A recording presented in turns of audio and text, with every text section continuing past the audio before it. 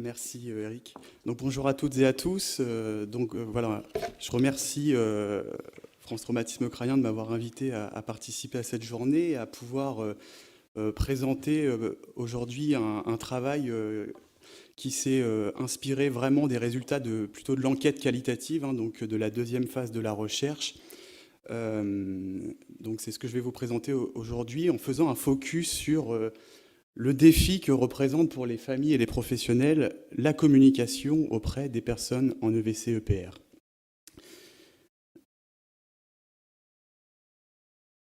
Alors effectivement, on s'est aperçu dans les entretiens que parmi les résultats qui ont pu être obtenus, les notions de communication, de relation, d'interaction avec les personnes en EVC-EPR, mais aussi entre les familles et les professionnels, sont apparues comme des notions centrales. Et dans ce champ dit des états de conscience altérés, c'est vrai que les méthodes employées pour explorer la conscience sont cliniques et requièrent l'établissement d'une communication. Lorsque celle-ci peut être instaurée, même par des gestes très élémentaires, on peut affirmer que le patient perçoit son environnement, mais dans le cas contraire, une incertitude demeure. Alors il y aurait un premier défi ici, dont l'enjeu serait d'inférer la présence ou l'absence de conscience, mais pas uniquement. Car il va être question aussi, dans la relation à ces personnes, de découvrir, voire redécouvrir, des modalités d'interaction et de communication avec une personne dont l'être au monde s'est trouvé modifié subitement des suites d'un accident de la vie, avec la conséquence d'une extrême dépendance envers son environnement et notamment la perte de l'usage de la parole. Alors, le défi de la communication auprès de ces personnes, c'est ce qu'on souhaite interroger aujourd'hui, c'est peut-être l'histoire d'un cheminement où il va s'agir de pouvoir dépasser et questionner une apparente absence de communication qui a largement été pointée dans les entretiens par les familles et les professionnels. Mais la question que je souhaite traiter aujourd'hui, c'est comment les familles et les professionnels, dans les entretiens qu'on a menés, ont partagé leur vécu pour répondre à ce défi et dépasser certaines contradictions. Alors pour les familles, je dirais que le récit commence bien souvent par le moment traumatique de l'accident neurologique et de la plongée dans le coma. Donc c'est un temps d'incertitude qui va côtoyer des craintes de perdre son proche, une attente, et où dans l'après-coup, il sera souvent décrit comme un temps de bascule entre un avant et un après. On est restés tous les deux anéantis. Ça a été un choc, nous dit ce couple. C'est arrivé à un super moment de notre vie, peut-être le meilleur moment. Et ce traumatisme va balayer les représentations de la vie d'avant. Ce n'est plus l'innocence d'avant, ce n'est plus du tout pareil, nous dira cette conjointe. Alors, à partir de ce moment, il va s'amorcer chez les proches un intense travail psychique qui va viser à faire du lien entre l'avant et l'après, où va se remanier les images de soi, l'image du proche, les manières d'être en relation, où il faut composer aussi avec un nouveau rôle qui est celui d'aidant et qui déstabilise la dynamique familiale. Et puis toujours cette attente, peut-être d'une récupération possible, d'un retour à l'autonomie, et particulièrement dans le domaine de la communication. Je me souviens de ce conjoint qui disait je voudrais tellement qu'elle récupère la parole. Je pense aussi à cette mère qui dit que la nuit, je rêve d'elle, de sa fille, je la vois marcher, et je lui dis « mais tu ne peux pas marcher ». Et elle me dit « mais si, je suis guérie ». Je marche, et puis la dame se réveille. Donc on entend ici l'intense désir que la personne puisse récupérer une autonomie. Anne en a un petit peu parlé, Du côté des professionnels, la rencontre avec cette clinique peut être déroutante, mêlant des craintes, des sentiments d'étrangeté. Les émotions et les identifications que suscitent ces personnes sont parfois marquantes pour les professionnels, comme pour les proches d'ailleurs, au risque toujours possible de la déshumanisation. Il n'y a aucune réponse verbale ou même mimique, c'est dur, cette espèce de mur. Parfois le silence est pesant. Alors la conséquence de cela, c'est une difficulté supplémentaire où, malgré leur présence, la relation à ces patients, dans le discours des participants, est caractérisée parfois par une certaine absence. Et la personne peut être perçue, on l'a dit tout à l'heure, comme dans un ailleurs, un entre-deux, enfermé dans son corps, inatteignable.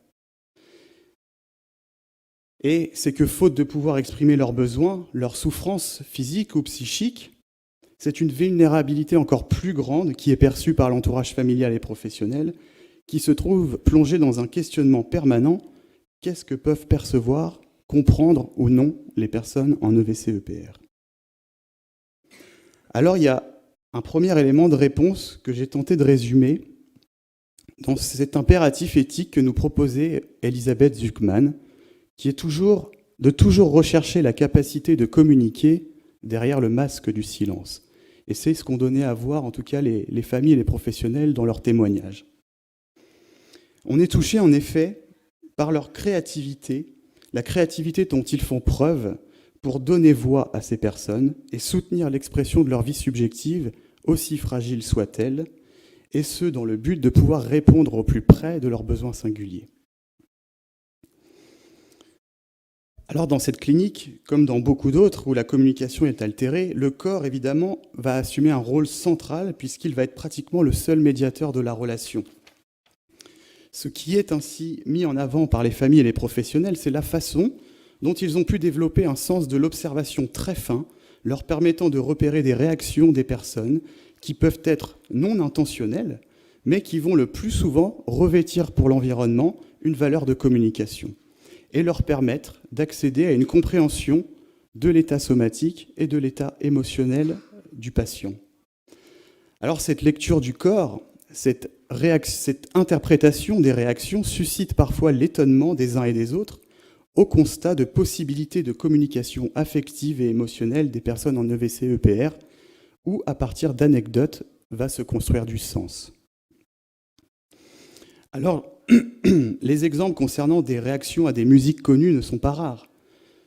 Une personne nous disait « Elle ne se réveille pas à d'autres musiques, mais à celle-là, je peux vous dire que 9 fois sur 10, elle va bouger les yeux.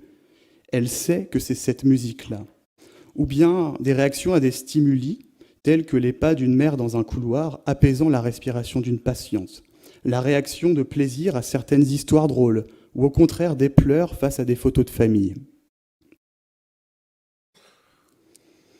Les signes d'inconfort et de déplaisir, qui peuvent être la manifestation de douleur, font également l'objet d'une attention toute particulière à travers le repérage des signes physiologiques, par exemple, respiration, sudation, rougeur de la peau, mais aussi au niveau des mimiques, qui seront autant d'indicateurs permettant de pouvoir réagir de façon adaptée. Quand ça ne va pas, il se fronce, il a 3 plis au-dessus des yeux. Quand il se met comme ça, c'est qu'il a mal au ventre. Ça, c'est une conjointe qui nous rapportait ça. Ou bien une maman à propos de son fils. S'il lève le bras, c'est qu'il a besoin qu'on le réinstalle. De la même manière, les réactions dans des contextes d'interaction sociale ou bien lors des soins peuvent être une voie d'accès à une connaissance des préférences de la personne, soit en matière de nursing, soit en matière d'activité, mais également sur le plan relationnel. On a ce médecin qui nous disait que les patients ne sont pas pareils. Selon la personne qui s'occupe d'eux, il y a des affinités qui se créent, donnant aussi parfois accès à un monde interne plus complexe. Quand il n'est pas content, il tourne la tête. Quand il voit des têtes nouvelles, il s'inquiète, il regarde, voire à des sentiments élaborés tels que la jalousie. Il crie si je parle à un homme, dira cette épouse. Alors pour l'entourage, penser des mouvements, des réactions physiologiques comme vecteur de communication, c'est sortir de ce qui est conventionnellement admis en matière de communication non verbale. Et ça constitue une sorte de défi relationnel que des auteurs vont qualifier d'un mouvement de surinterprétation qui fait courir 2 risques. Le premier, c'est celui de ne plus considérer l'erreur possible d'interprétation, qui risque, au lieu de partager une palette de sens possibles, de figer la réaction de la personne à un unique sens. Ça, c'est le premier risque. Le second risque, c'est de verser dans un excès d'objectivité qui, là aussi, peut être réducteur des possibilités de la personne, que je résume dans cette phrase qu'on peut entendre souvent, « Ne vous faites pas d'illusions, ce ne sont que des réflexes ». Alors, dans ce cadre-là, l'environnement se trouve confronté en permanence à une tension psychique partagée entre le fait de trop interpréter et celui de ne plus donner de sens à ce qui est observé. Alors évidemment, dans ce contexte, les confrontations en équipe mais aussi avec les familles, sont essentielles pour se prémunir d'interprétations trop personnelles. Ce soignant l'exprime très bien. Ça sous-entend un certain recul parce qu'il ne faut pas non plus voir ce qu'on a envie de voir. Ça rappelle ici les travaux de Pierra Ollagné sur ce qu'elle a appelé, elle, la violence de l'interprétation, c'est-à-dire le fait d'anticiper trop ce qui vient du patient, ce qui ne permet plus de transformer l'émotion et au contraire va faire intrusion dans sa vie psychique. En voici un exemple. Je ne lui demande jamais comment elle va parce que je sais qu'elle va pas bien. Il n'y a plus de transformation possible de l'émotion ressentie. À l'inverse, ne pas voir, ne pas chercher à interpréter un signe comme étant un potentiel de communication renverrait à une forme d'abandon, une crainte que les familles verbalisent massivement à travers notamment le fait que leur proche ne peut pas appeler en cas de besoin, ce qui le rend totalement dépendant d'autrui.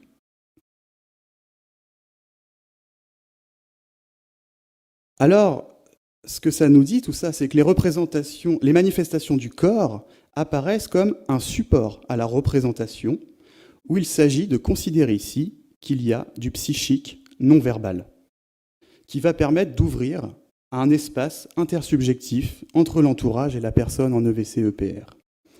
Ainsi, la mise en sens des signes observés va permettre de prêter des états mentaux aux personnes en EVC-EPR que l'environnement, par ses capacités d'empathie, par des mouvements d'identification projective, va pouvoir recevoir, transformer et restituer dans une forme qui peut être partageable par tous. Un exemple nous paraît révélateur. Il y a plein de signes. La personne qui se met à transpirer, pour nous, ce n'est pas « tu as trop chaud », c'est « tu ne peux pas faire autrement que de transpirer pour nous appeler ».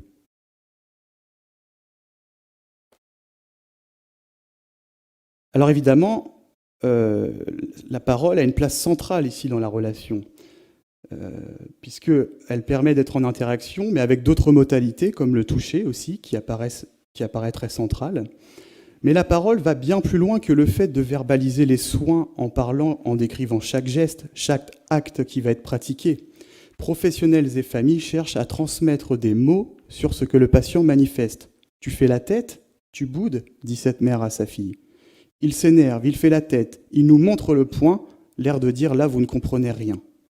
Les professionnels, souvent, vont tisser du lien avec la vie d'avant, parler des habitudes antérieures, mais aussi des proches. Et on assiste parfois dans les entretiens à des formes de mise en dialogue entre l'interviewé et le patient, ce qui donne une impression quand on écoute que le patient dont on parle est communicant. Elle a dit « je veux pas y aller ». Enfin, elle ne l'a pas dit aussi clairement que moi, mais elle l'a bien fait comprendre. On a vraiment cette impression dans les entretiens que parfois les proches font parler en fait leurs proches en EVC ou en EPR.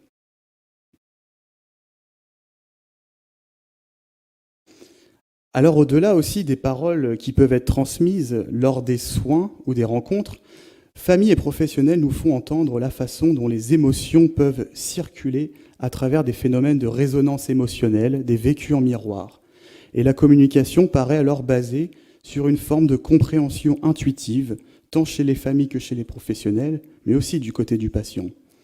Il savait au son de ma voix que je n'allais pas bien en fait, et je pense qu'il a ressenti ces choses-là, j'en suis presque sûr.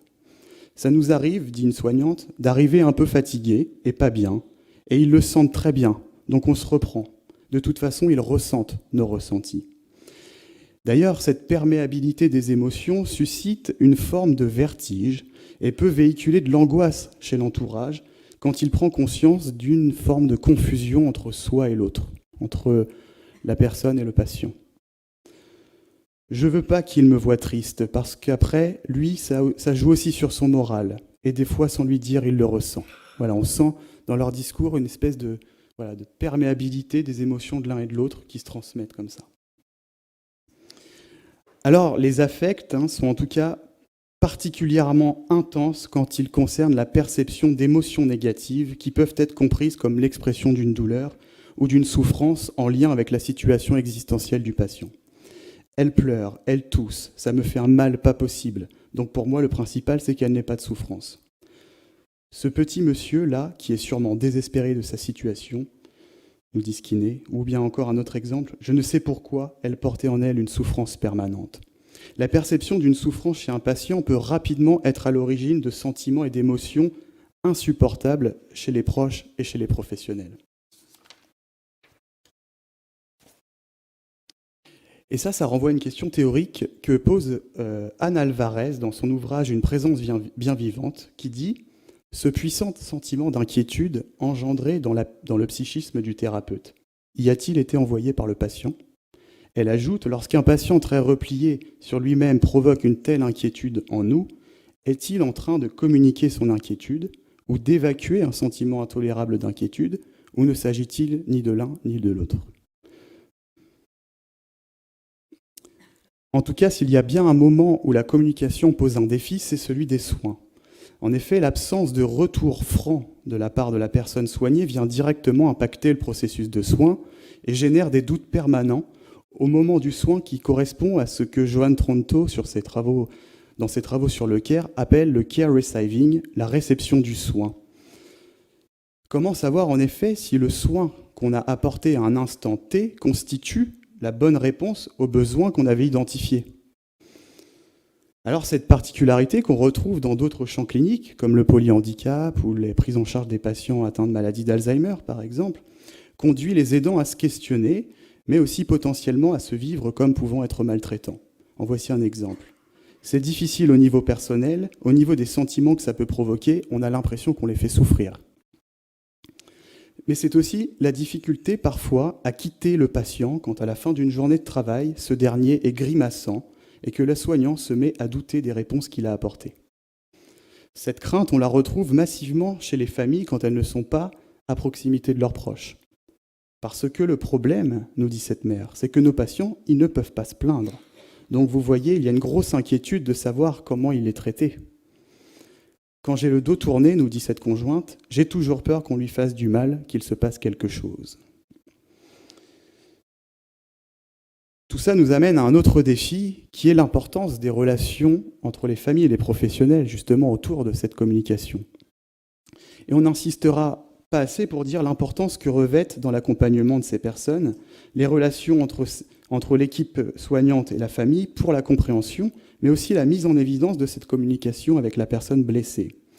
Dès le début, tous ont souligné le rôle de l'accueil et de la reconstitution de l'histoire de la personne pour savoir ce qu'elle aime, sa personnalité, mais aussi accéder à la connaissance qu'ont les familles des modes de réactions actuels afin d'orienter le projet d'accueil et ce qu'on peut proposer.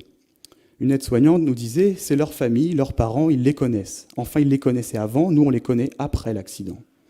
On voit s'ils écoutaient de la musique, quel style ils aimaient, est-ce qu'ils aimaient bien sortir, faire des balades, prendre des bains, et ça nous aide après pour mettre en place toutes sortes de stimulations.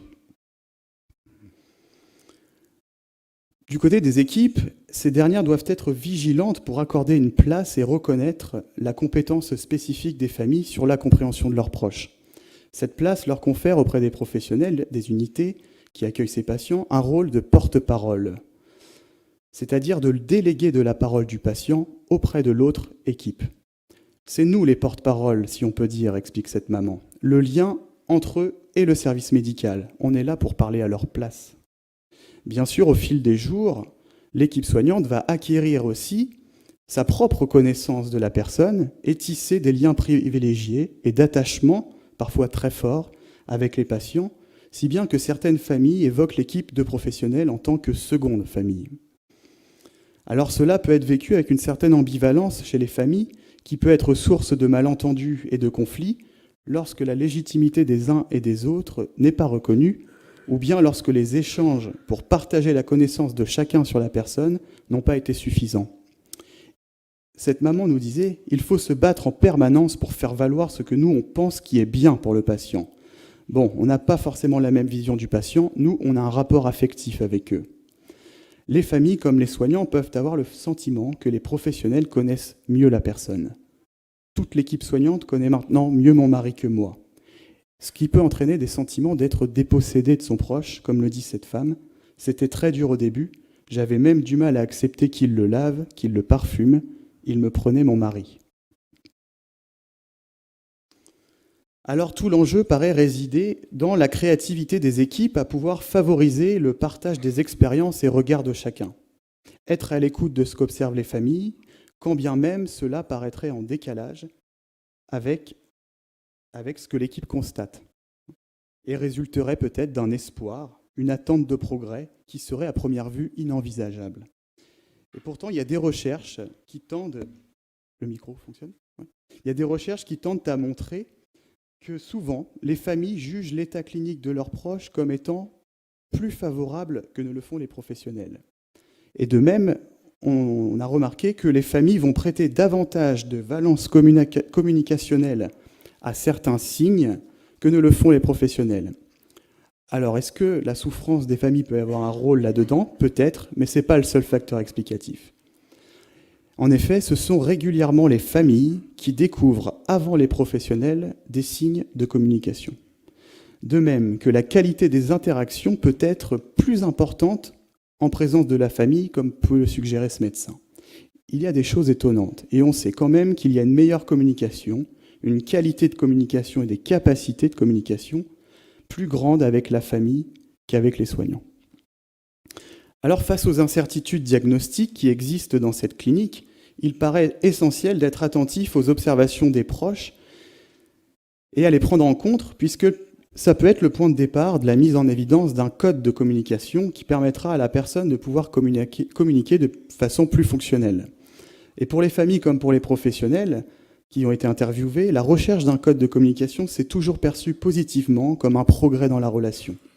Et ça constitue aussi un espoir pour les familles que leurs proches puissent davantage faire état de ses besoins, de pouvoir exprimer notamment si quelque chose ne va pas.